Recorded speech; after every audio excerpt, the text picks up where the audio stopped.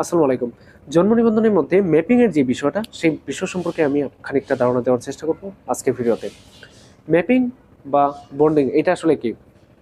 Mapping হচ্ছে আপনার জন্ম নিবন্ধনকে আপনার পিতামাতার জন্ম নিবন্ধনের সাথে বন্ডিং করার যে ব্যাপারটা, সেটাই হচ্ছে মূলত ম্যাপিং। এখন ম্যাপিং করলে সমস্যা কি এবং হচ্ছে ভালো দিকটা আসলে কি?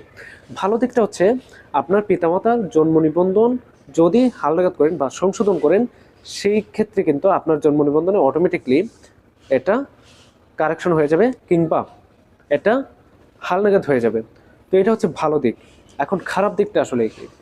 ধরেন আপনার পিতামাতার জন্ম নিবন্ধনে কোনো কারণে ওনাদের সমস্যার কারণে ওনারা ওইটা সংশোধন করলেন, অন্য কোনো জায়গায় হয়তো বা ওইটা ব্যবহার করছিলেন এবং সেই কারণে অনেকটা সংশোধন করলেন।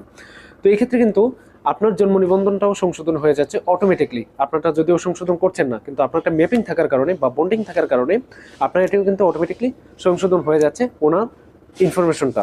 তো যেই কারণে আপনি যত জায়গায় ব্যবহার করছেন সব জায়গাগুলোর সাথে আপনার এটি ম্যাচ করবে না, যেহেতু আপনার এটি পরিবর্তন হয়ে গেছে আপনার পিতামাতার জন্ম নিবন্ধন সংশোধন করার কারণে।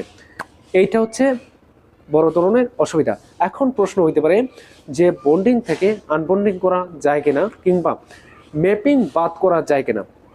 এইটার আসলে বর্তমান নিয়ম অনুসারে আজকে তারিখ হচ্ছে 31/1/2025, আজকে পর্যন্ত বা এখন পর্যন্ত ওইটার কোনো ধরনের কোনো সুযোগ নাই।